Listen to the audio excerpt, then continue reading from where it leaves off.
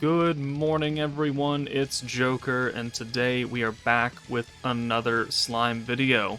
And we are back in Tower of Izis, a stage that has gotten a resurgence in playability due to the Magicubus site shenanigans for gear enchantment that you can buy out of the Tower of Izis shop. So, every week you get the 25 of them at discounted, then you can buy them at full price at 40.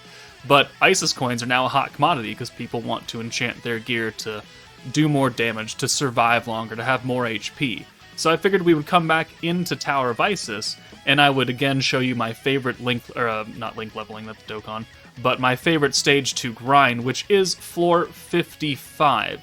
And I'm using the Tempest Elite team to do just the first two fights, because there are two red fights, and then you reset, you do that over and over and over and over and over again.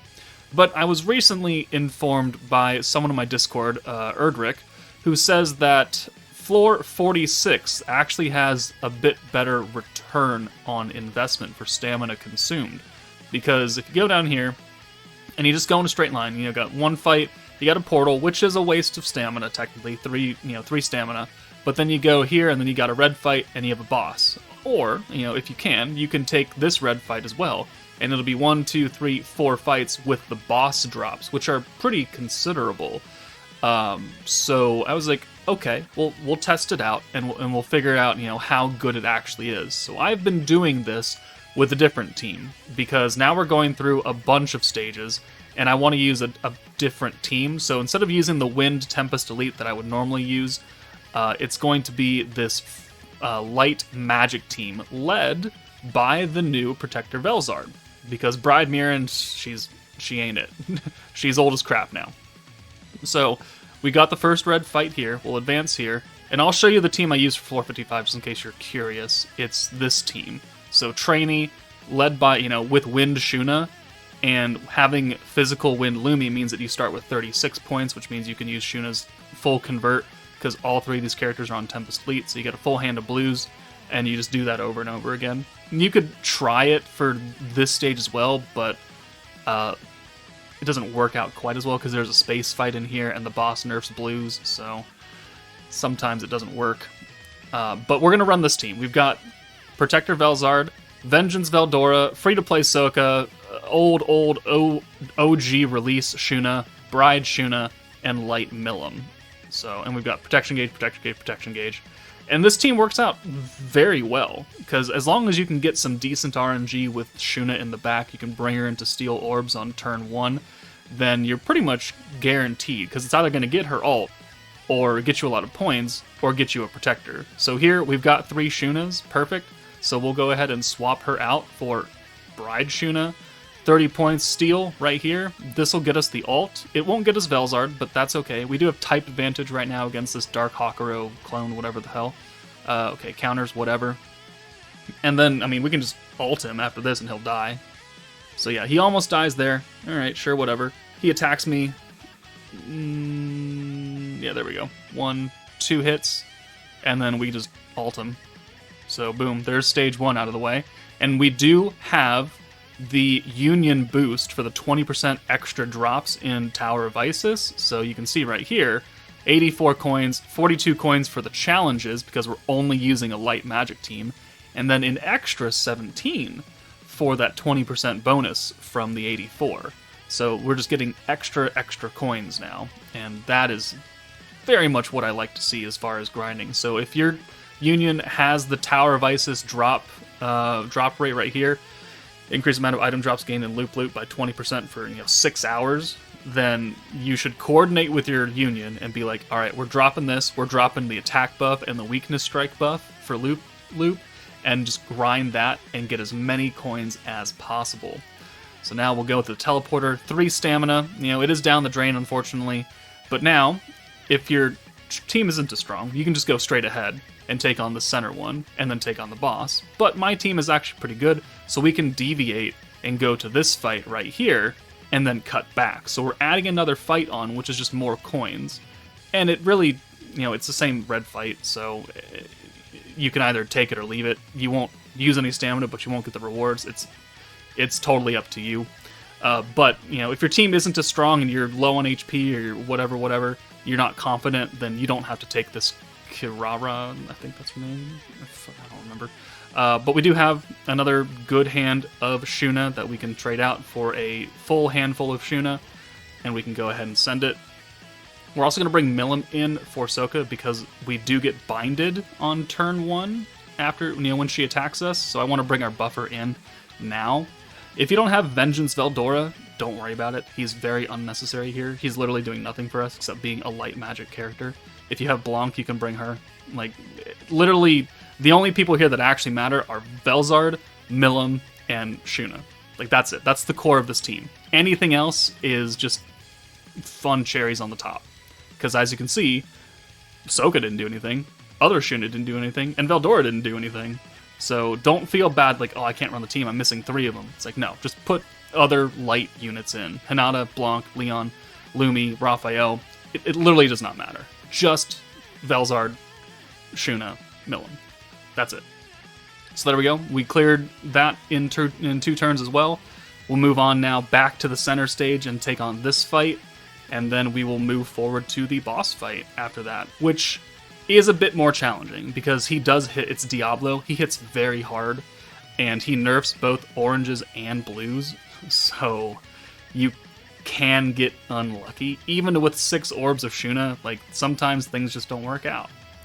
Alright, so here we have either 3 Sokka or 3 Veldora. Doesn't really matter, you just need 3 orbs of somebody, so we'll do this.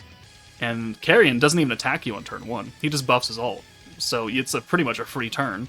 So 1, 2, 3, 4, 5, and 6. Boom, we get an ult, we get almost a Protector. Like, obviously, the fact that we haven't even been getting Protector Velzard this entire run goes to show how good and how moderately easy this is, even without a good Protector. But the passive skill point gain is what's very nice. Like, you could bring New Year's Blessing Xion. She's not going to buff this Shuna because she's magic, but you'll still get that passive 30-point increase. You could bring Tempest Elite, Trainee, for all I care. She still gives 30 points as well. That's more important. So now we'll go ahead and use the light buff. We'll use a stack of the Vengeance from Veldora because it is 10% ult damage. It's just for funsies. Again, you don't need it. I could have brought Milim in and used her attack buff instead. And let's just go ahead and send these, and he should die. Boom, 42k. So easy. Still have not used Velzard yet. But, I mean, the coins that we're getting, 96, 48, and 20, these are very good drops for a manual team. And I think that's the key word, is manual, because this team obviously cannot auto this, because the auto isn't going to, swap units in for whoever has the most orbs. It's just going to run the front line and call it good. So if I'm going to manual Tower of Izis, this is now the preferred stage to do, and we'll show that because of the drops that we get from this boss fight. But if you do just want to auto and watch anime or something while it goes, then I would go back towards floor 58, because I don't want to have to pay attention and play this if I'm trying to do something else. So the best auto team for me is the Tempest Elite on floor 55 for those first 2 fights. The best manual team for me is going to be this light team on floor 46. So you can take your pick what you really feel like doing. So here, unfortunately, we don't have 3 orbs for anybody. So, and you can see that these oranges are now nerfed. Let's go ahead and send these 2... Actually, you know what? Let's just send these oranges and get them out of here. And hopefully we can get some more greens next turn. And... yeah, sure. Okay. Well... yep, things can go unfortunate. You're unfortunate. Let's do this. Let's see if we can get another Sokka orb or something. Please, game? Thank you. Alright. Mostly greens. That's much better. He does hit very hard. Hits very, very hard. Now we have 107 points. We can bring you in for Sokka. We can steal those orbs. We can give ourselves the light buff. We can use a stack of the alt damage for next turn. And then we're going to send Veldora away because he's kind of low on age. Well, he's not that low, but we'll bring Milim in. We'll go ahead and send this, and this should get us Protector Velzard as well, plus 83, plus another 30, and we should be ready to nuke now because we'll have the attack buff from Milim, the light resistance down, the Drago effect and the super counter, apparently, and the 50% light buff, which is technically 60% because of Drago. So here we go. And every orb will be green, which is not a nerfed orb. Perfect. So it doesn't matter what kind of orbs you have, it will be better than that. So we can do this. We can technically bring the Veldora back in and use another stack of him, because we have the points for it. The Weakness Strike wouldn't do anything here because we're type neutral against water. So we don't need to worry about that skill, which is also why he's not really necessary. And now, we've got the light buff, which is why we didn't use Shuna's own light buff, right? Because it's only 25 versus the 60 that we're getting from Velzard. And then we'll go ahead and send it. And then Diablo's dead. So 95k right there, and then one follow-up orb, 11.4 with a natural pierce. And then we'll take a look at the drops that we get, and it should be pretty significant. If you get very lucky, you'll get some flames as well. Let's see how lucky we are. Okay, we got no flames at all. But 231 coins, 116 coins, 47 coins. This is why it works out. Even though there's a wasted space for that teleporter, this can make up for it. Because this is, 347. So 347 and then another 96. 396 coins right here. Give or take my terrible math skills. That's fairly good. And then, no one's dead, right? The floor's over. We did the extra fight, too. So overall, we got quite a decent haul of coins for this one stage, which was 1, 2, 3, 4, 5 steps. So, 3, 6, 9, 12, 15 stamina? I'd say that's pretty worth it. So again, thank you, Erdrick, for the recommendation. I did finally work out a light team that can do it reasonably well.